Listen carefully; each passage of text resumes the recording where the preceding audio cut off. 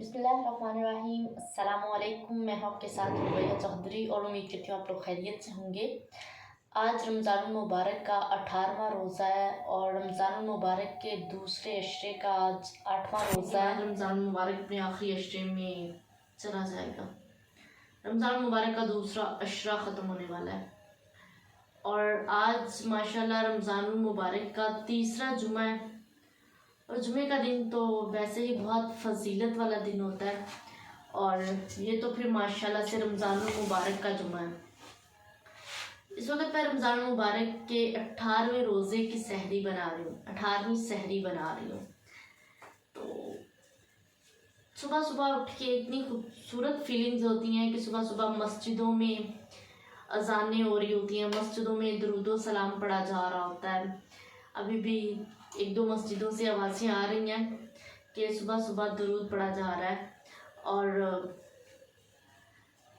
ये रमज़ान मुबारक की बरकतें हैं कि मस्जिदों में लोग जाना शुरू कर देते हैं। हम लोग अपनी आम रूटीन में टाइम निकाल नहीं पाते। हम लोग कह देते हैं बिज़ी थे, काम में बिज़ी थे, ऑफिस थे, ड्यूटी पे थे, जॉब है, ये वो, घर में काम था। लेकिन रमज़ान मुबारक में हम लोग टाइम निकालते हैं। अगर इसी तरह हम लोग आम रूटीन में भी अपने कामों को मैनेज कर लें, टाइम निकालें, तो हमें ज़्यादा मुश्किल नहीं लगेगी। अगर हम लोग ये चीज़ खुद पे हावी ना करें कि हमने काम करना है, हमें खुद पे ये चीज़ को फोकियत देनी चाहिए कि हमने नमाज़ पढ़नी है, नमाज़ें फ़र्ज़ हैं हम पे और कोशिश किया करें नमाज़ें सारी पढ़ें, क्योंकि नमाज़ें हम पे फ़र्ज़ हैं। बहाने बना के नमाज ना छोड़ा करें। रोज़े महशर हमारे बहाने नहीं चलने। और एक बहुत खूबसूरत बात है, तहज्जुद की नमाज तो बहुत सुकून देती है। वैसे आज रात तकरीबन सारी रात ही गुजर गई, मुझे नींद नहीं आ रही थी, बस बैठे बातों शातों में टाइम गुजर गया, कुछ फ़ोन पे गुजर गया। तो तकरीबन 3 बजने वाले थे। अब मुझे ये भी पता था कि अब सोना भी नहीं है, टाइम बहुत हो चुका है। उठ के वज़ू किया, तहज्जुद की नमाज़ पढ़ी, नफली इबादत की, नवाफिल अदा किए, तस्बीह की और अब तकरीबन 3:45 हो चुके हैं और मैं किचन में आ गई हूँ सहरी बनाने के लिए, क्योंकि सहरी का टाइम ख़त्म होने में तकरीबन 1 घंटा बाकी है।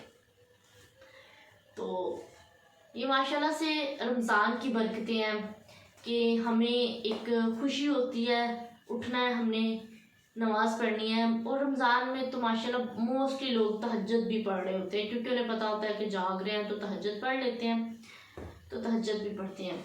यही रूटीन हम अगर अपनी आम डेज़ में भी रखें तो इंशाल्लाह हमारी लाइफ में बहुत सी खुशियाँ आ जाएंगी।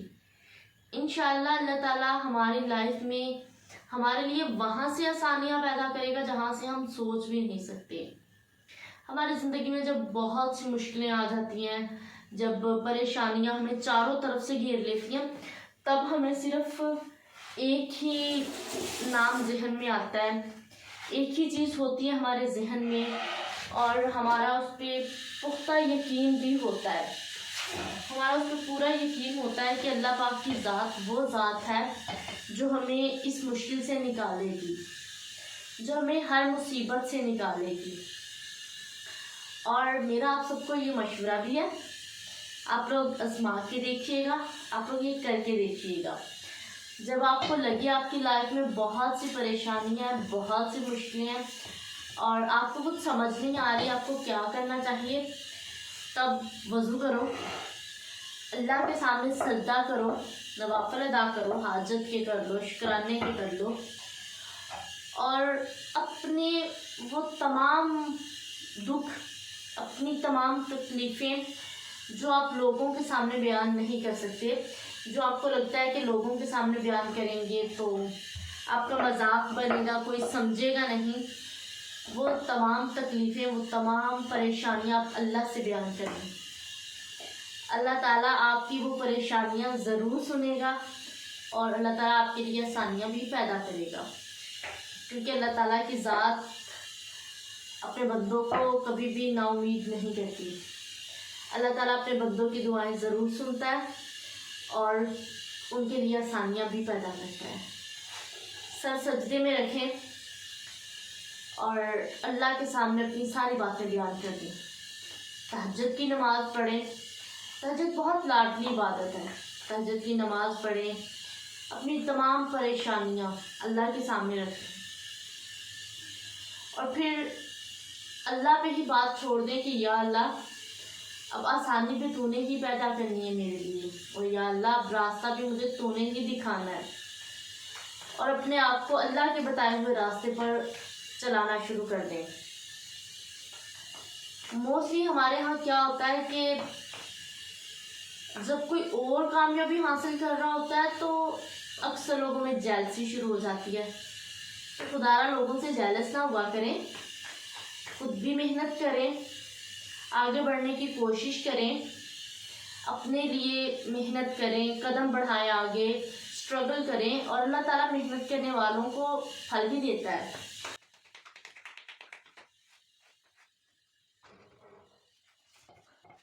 और जब आपको कोई रास्ता ना नज़र आ रहा हो, परेशानियां बहुत ज़्यादा हों और सब्र करना भी मुश्किल हो, तब अल्लाह पे उम्मीद रख के मामलात को अल्लाह पे छोड़ दिया करें और खुद सब्र कर लिया करें। सब्र का फल बहुत मीठा होता है और मेरा रब सब्र करने वालों को कभी भी तन्हा नहीं छोड़ता।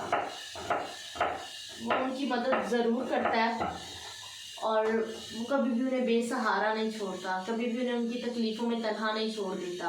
अल्लाह ताला पे अच्छे की उम्मीद रखा करें, क्योंकि लोग तो उम्मीदें तोड़ देते हैं, लोग अपनी बातों से मुकर जाते हैं, अपने वादों से मुकर जाते हैं, मगर अल्लाह ताला की ज़ात वो ज़ात है जो ना तो अपनी बातों से मुकरता है और ना ही अपने वादों से मुकरता है। बहुत ही रहीम और करीम ज़ात है अल्लाह ताला की ज़ात।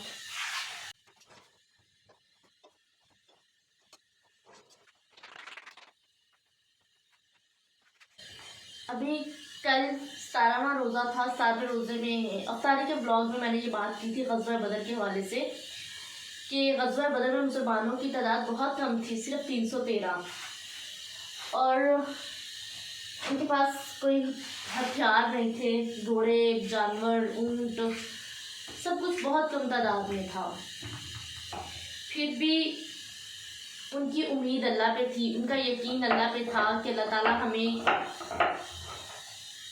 फतेह देगा, अल्लाह ताला हमें हमारी मदद करेगा। उनका यकीन था, उनकी उम्मीद थी अल्लाह पे और अल्लाह ताला ने उनकी गैबी मदद फरमाई।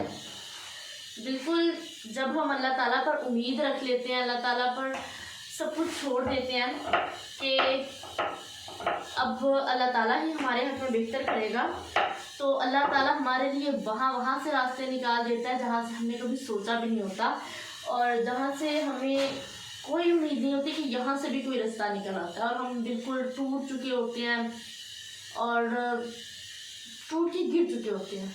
अब अपने आप को सजदों में गिराएं और इंशाल्लाह रिज़ल्ट बहुत अच्छा मिलेगा। लोगों के डर से सही गलत और सीधा और ख़राब रास्ता, इनमें फ़र्क मत भूलें, क्योंकि कोई इंसान आपके हाथ से उठा के लेके तो जा सकता है मगर आपकी किस्मत से कोई नहीं छीन सकता, आपके मुकद्दर में लिखा आपसे कोई नहीं छीन सकता और अल्लाह के हुक्म के बगैर पत्ता भी नहीं हिल सकता। अल्लाह ताला हर चीज़ पर कादिर है, ज़िल्लत और इज़्ज़त का मालिक अल्लाह है। अल्लाह की मर्ज़ी के बगैर ना तो कोई आपको जलील कर सकता है और ना ही कोई आपको इज़्ज़त दे सकता है। अल्लाह ताला चाहे तो किसी को इज़्ज़त से नवाज दे, अल्लाह ताला चाहे तो किसी को जलील और रुस्वा कर दे। हम अपने आर्थिक फ़ायदों के लिए कोशिश करते हैं लोगों के करीब हो जाएं, हमें कोई फ़ायदा मिल जाएगा। लोगों के करीब होने की बजाय अल्लाह के करीब हो जाएं, आपकी तमाम मुरादें पूरी हो जाएंगी।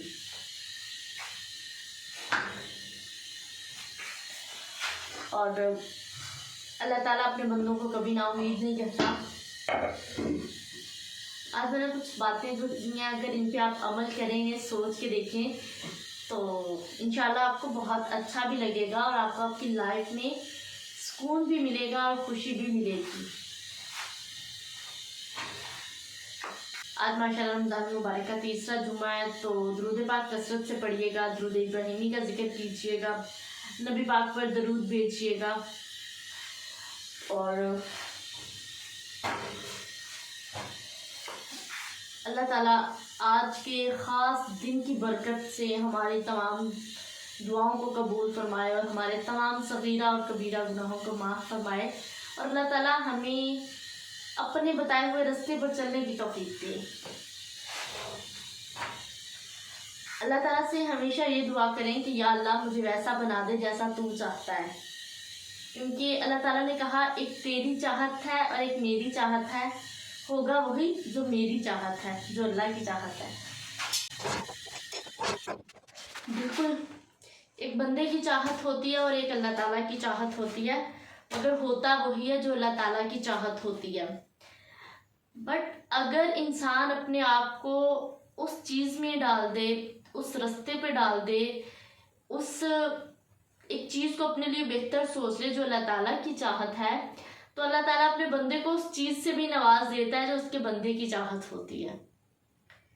अल्लाह ताला अपने बंदे की हर अच्छी बुरी, हर ख़ास आम, हर सामने वाली और छुपी हुई हर बात से, हर राज से वाकिफ़ है। और अल्लाह ताला हमारी तमाम बातों से, हमारे तमाम हालात से, हम सामने किस तरह पेश आ रहे हैं, हम अंदर से कैसे हैं, हम हंस के बात कर रहे हैं इसकी वजह, हम रो क्यों रहे हैं, हम अंदर से रो रहे हैं, जो कुछ भी है अल्लाह ताला सब कुछ से वाकिफ़ है। इसलिए अल्लाह ताला से दुआ करने चाहें, जब चाहें अल्लाह ताला से दिल से दुआ करें। और जब आप दुआ नहीं कर पा रहे, आपके मामलात इतने ज़्यादा ख़राब हो चुके हैं, आपको समझ नहीं आ रही अब मैं क्या कहूँ, मैं किस तरह दुआ करूँ, तो अल्लाह के आगे बैठ के रो लिया करो, सजदा कर लिया करो, नफल अदा कर लिया करो, अल्लाह को याद कर लिया करो, कुरान पाक पढ़ लिया करो। अल्लाह ताला आपकी हर बात से वाकिफ़ है। अल्लाह ताला वो सब कुछ जान रहा होता है जो आप अल्लाह से कहना चाह रहे होते हैं। बेशक आप जुबान पे नहीं लाते, मगर अल्लाह ताला सब कुछ जानता होता है। और अब सहरी का टाइम होने वाला है, तो मैं अब टेबल पे सब कुछ लगाऊंगी। सहरी के लिए सामान वगैरह, सालन वगैरह भी गर्म करना है, रोटी मेरी बन गई है। तो इंशाल्लाह अगली वीडियो में मुलाकात होगी। अपना और अपने प्यारों का बहुत सा ख्याल रखिएगा, मुझे भी दुआओं में याद रखिएगा। और मेरी वीडियो अच्छी लगी हो तो चैनल को सब्सक्राइब और लाइक ज़रूर कीजिएगा। इंशाल्लाह अगली वीडियो में मुलाकात होगी, और अपना ख्याल रखिएगा। अल्लाह निगहबान।